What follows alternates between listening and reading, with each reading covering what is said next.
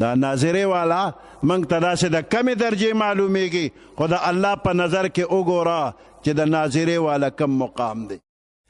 یو حدیث مبارک کی راغلی دی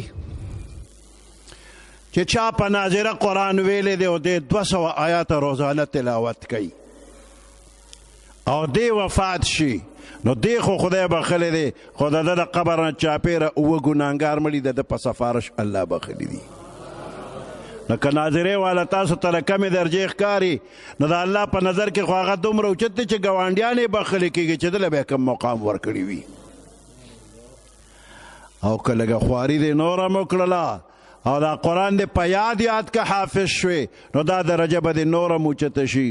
کله چې یو حافظ د قرآن وفات شي او په قبر کې کېږدې نو دې ځمکې ته الله حکم کوي ځمکې خورې کې به نه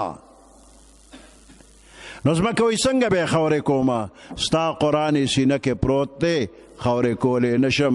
نو حافظ د قرآن د قیامت دروازې پورې په دې خپل قبر کې صحیح سالم به پروت وي. په 1932 کې په عراق کې